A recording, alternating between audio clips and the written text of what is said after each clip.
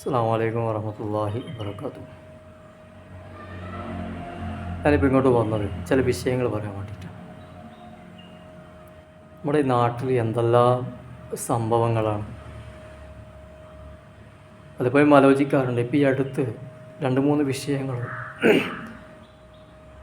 പറയണമെന്ന് കരുതിയിട്ട് തന്നെയാണ് വന്നത്. ഒന്ന്, നമ്മുടെ മലയാളത്തിൻ്റെ മഹാനടൻ അല്ലെങ്കിൽ ഫിലിം ഇൻഡസ്ട്രിയിൽ അറിയപ്പെടുന്ന മെഗാസ്റ്റാർ എന്നൊക്കെ പറയുന്ന മമ്മൂട്ടി. അദ്ദേഹം ഈ അടുത്ത് അസുഖം വന്നിട്ട് അസുഖബാധിതനായി കടന്നപ്പോൾ അദ്ദേഹത്തിൻ്റെ പേരിൽ സുഹൃത്തായ മറ്റൊരു നടനും കൂടിയായ മോഹൻലാൽ, അപ്പോൾ മോഹൻലാൽ അദ്ദേഹത്തിൻ്റെ വിശ്വാസപ്രകാരം അമ്പലത്തിൽ പോയി അദ്ദേഹം വിശ്വസിക്കുന്ന രീതിയിൽ പൂജകൾ നടത്തി. കൂട്ടത്തിൽ തൻ്റെ ആത്മസുഹൃത്തിന് വേണ്ടി ഒരു കൂടപ്പുറപ്പിനെ പോലെ അല്ലെങ്കിൽ ഒരു സഹോദരനെ പോലെ കാണുന്ന അദ്ദേഹത്തിന് വേണ്ടി, അദ്ദേഹത്തിൻ്റെ രോഗം മാറാൻ വേണ്ടി, അത് മമ്മൂട്ടി പറഞ്ഞതുകൊണ്ടോ അല്ലെങ്കിൽ മമ്മൂട്ടിയുടെ വിശ്വാസമായിട്ട് ബന്ധപ്പെട്ടതല്ല, അത് അദ്ദേഹത്തിൻ്റെ വിശ്വാസവുമായി ബന്ധപ്പെട്ടതാണ്. പക്ഷേ ഞാൻ ചോദിക്കുന്നത്, അതിലെന്ത് തെറ്റാണുള്ളത്? കാരണം നമ്മുടെ ഇന്ത്യ രാജ്യം മതേതരത്വ രാജ്യമാണ്. എല്ലാ മതങ്ങളെയും അംഗീകരിക്കുന്ന, ബഹുമാനിക്കുന്ന, അവനവൻ്റെ വിശ്വാസങ്ങളിൽ ആ വിശ്വാസങ്ങളെ എല്ലാ രൂപത്തിലും എല്ലാ അർത്ഥത്തിലും അതിനെ മാനിച്ചുകൊണ്ട് തന്നെ മുന്നോട്ട് പോകുന്ന ഒരു രാജ്യമാണ്, ഒരു സമുദായമാണ്.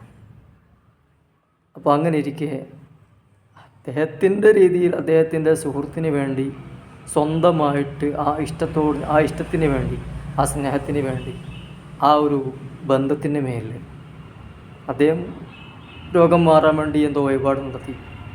അദ്ദേഹത്തിൻ്റെ വിശ്വാസപരമായ രീതിയിൽ അദ്ദേഹം പ്രാർത്ഥിച്ചു. അത് മമ്മൂട്ടി പറഞ്ഞതുകൊണ്ടോ ഒന്നുമല്ല, സാധാരണ നമ്മളൊക്കെ നാട്ടിൽ നടക്കുന്നൊരു കാര്യമാണ്. ഇപ്പം ഞാനിപ്പോൾ എൻ്റെ ഒരു അനുഭവം പറയാം. ഞാൻ പലപ്പോഴും ചെയ്തതിന് പറയുന്നത്, ഒരു ഹിന്ദു ഇതര സഹോദര മതത്തിൽപ്പെട്ട സഹോദരിക്ക് അല്ലെങ്കിൽ ഒരു സഹോദരന്, ഒരു അമ്മച്ചിക്ക്, പ്രായമുള്ളൊരു അമ്മയ്ക്ക് നമ്മളൊന്നൊക്കെ ഒരു പൈസ കൊടുത്തു കഴിഞ്ഞാൽ അവർ പ്രാർത്ഥിക്കും, ദൈവം അനുഗ്രഹിക്കട്ടെ, അവർ പ്രാർത്ഥിക്കും. ഞാൻ പറയുന്നു അത് പടച്ചോൻ കേൾക്കും. അപ്പോൾ അങ്ങനെ പറയുമ്പോൾ ഞാൻ തൗബ ചെയ്യണം എന്നാണോ അതിൻ്റെ അർത്ഥം? അങ്ങനെ പ്രാർത്ഥിച്ചാൽ ആ പ്രാർത്ഥന കാരണമായിട്ട് ഇസ്ലാമൊന്ന് പുറത്തു പോയി എന്ന് പറയാൻ പറ്റുമോ? ഇല്ല. എന്നതുപോലെ തന്നെ മമ്മൂട്ടിക്ക് വേണ്ടി അദ്ദേഹത്തിനെ ഒരു ജ്യേഷ്ഠ സഹോദരനെ പോലെ കാണുന്ന ഒരാൾ അദ്ദേഹത്തിന് വേണ്ടി അങ്ങനെ എന്തോ ചെയ്തു, പ്രാർത്ഥിച്ചു. അതുകൊണ്ട് എന്താണ് നമ്മുടെ രാജ്യത്ത് കുഴപ്പം? ഒരു കുഴപ്പമില്ല. ഞാൻ അതിനെതിരെ വെറുതെ വന്നിങ്ങനെ കുരക്കുക, ഒരു കാര്യമില്ലാതെ എന്താ പറയുക, നമ്മുടെ മതേതര രാജ്യത്തിൻ്റെ അഖണ്ഡതയെ മുറിവേൽപ്പിക്കുക, അല്ലെങ്കിൽ പരസ്പരം വിശ്വാസികളെ അകറ്റി നിർത്താനുള്ള ഏർപ്പാട്, ആ ഒരു പ്രവണത ഈ ചർച്ചയിലൂടെ, സത്യം പറഞ്ഞാൽ ഞാൻ ആ ചർച്ച കണ്ടായിരുന്നു. ഫൈസി കൂടത്തായുടെയും അതുപോലെ വേറൊരു രാഷ്ട്രീയ പ്രവർത്തകൻ്റെയും അനാവശ്യമായ ഒരു ചർച്ചയായിരുന്നു അത്. അനാവശ്യമായ ചർച്ച. ഈ ഒരു സാഹചര്യം ഇത് പറയാൻ കാരണം, എല്ലാം പറയുന്ന കൂട്ടത്തിൽ ഇതൊന്ന് സൂചിപ്പിച്ചു എന്ന് മാത്രം. മമ്മൂട്ടി തൗബ ചെയ്യണം. അബ്ദുള്ള എന്ന് പറയുന്ന മനുഷ്യൻ പിന്നെ പറഞ്ഞ മമ്മൂട്ടി, അതിന് നമ്മുടെ പ്രിയപ്പെട്ട അഹമ്മദ് കബീർ ബാക്കവി ഉസ്താദ് മറുപടിയും കൊടുത്തു. മമ്മൂട്ടിയെ തൗബ ചെയ്യിപ്പിക്കുന്ന അവിടെ ഇരിക്കട്ടെ, അവനവൻ്റെ തെറ്റുകളെ കുറിച്ച് ഓർത്ത് തൗബ ചെയ്യും. ശരിയാണ് അദ്ദേഹം പറഞ്ഞത്. കബീർ ബാക്കവി ഉസ്താദ് പറഞ്ഞ വാക്ക് വളരെ കറക്റ്റാണ്. നമുക്ക് നമ്മുടെ തെറ്റുകുറ്റങ്ങൾ തന്നെ ധാരാളമുണ്ട്. നമ്മുടെ തെറ്റുകുറ്റങ്ങൾ, നമ്മുടെ കുറവുകൾ തന്നെ ഒരുപാടുണ്ട്. അതൊക്കെ മുൻനിർത്തിയിട്ട് പടച്ചവനോട് തൗബ ചെയ്യാൻ ധാരാളമുണ്ട്. നമ്മുടെ കുറവുകൾ മാറ്റി വെച്ചിട്ട് മറ്റുള്ളവരെ തൗബ ചെയ്യിപ്പിക്കാൻ പുറപ്പെട്ട ആവശ്യമില്ല. പിന്നെ മമ്മൂട്ടി എന്ന് പറയുന്ന ആ മനുഷ്യൻ, അദ്ദേഹത്തിൻ്റെ വിശ്വാസവും അത് അവരും അദ്ദേഹവും റബ്ബും തമ്മിലുള്ള വിഷയമാണ്. അദ്ദേഹത്തിൻ്റെ സിനിമ ഇൻഡസ്ട്രി എന്നുള്ളത് എനിക്ക് ബന്ധമില്ലാത്തൊരു കാര്യമാണ്. പക്ഷേ പലപ്പോഴും നമ്മുടെ ഈ സമുദായത്തിൻ്റെ ഇടയിൽ പണ്ഡിതന്മാരെന്ന് പറയുന്നവർ തന്നെ ചില വിഷയങ്ങൾ വേണ്ടാതെ കോറിയിട്ടിട്ട് ഒരു വിഷയം ഉണ്ടാക്കി തീർക്കുക, മതസൗഹാർദ്ദത്തിൻ്റെ മേലിൽ അടിയുണ്ടാക്കി തീർക്കുക. പരസ്പര സ്നേഹത്തോടെയും സാഹോദര്യത്തോടും കൂടി ജീവിക്കുന്ന ഈ ഒരു സ്നേഹ വല്ലരിക്ക് മുമ്പിൽ, അല്ലെങ്കിൽ ഈ ഒരു സ്നേഹ സംഗമത്തിന് മുമ്പിലേക്ക് ഒരു വിള്ളലുണ്ടാക്കാൻ ശ്രമിക്കുകയാണെന്ന് എനിക്ക് പറയാൻ തോന്നി. എനിക്ക് തോന്നിയൊരു കാര്യമാണ്. അതിൻ്റെ ഒന്നും ആവശ്യമില്ല. പിന്നെ വേറെ മറ്റൊരു കാര്യം, ആരിഫ് ഹുസൈനെ പോലെയുള്ളവർ, അല്ലെങ്കിൽ ഇന്നിപ്പോൾ യുക്തിവാദികളായ ഒരുപാട് മനുഷ്യന്മാർക്ക് ആരിഫ് ഹുസൈനും അതുപോലെ ജാമിദയും ജബ്ബാറും ഇങ്ങനെ ഒരുപാട് ആൾക്കാർ ഇങ്ങനെയുള്ളവർ കുറ്റം പറയാൻ കഴിയില്ല. കാരണം എന്താ അറിയോ, നമ്മളെ കൂട്ടത്തിൽപ്പെട്ടവർ ഇങ്ങനെയൊക്കെ ചെയ്യുമ്പോൾ ഇങ്ങനെയുള്ളവർ പൊട്ടി മുളക്കുന്നത്, ഇവരൊക്കെ ന്യായങ്ങളായിട്ട് വരുന്നത്. നമ്മളാണ് അവർക്ക് അടിക്കാനുള്ള വടി അവരുടെ കയ്യിലേക്ക് ഇട്ട് കൊടുക്കുന്നത്. മറ്റു ഇതര സഹോദര മതത്തിൽപ്പെട്ടവരുടെ കരങ്ങളിലേക്ക് നമ്മളെ തല്ലാനുള്ള വടി നമ്മൾ തന്നെ ഇട്ട് കൊടുക്കുകയാണ്. ആ ഒരു സംഭവം കണ്ടപ്പോൾ പ്രതികരിച്ചു എന്ന് മാത്രം. പലതും നമ്മൾ നാട്ടിൽ നടക്കുന്നുണ്ട്.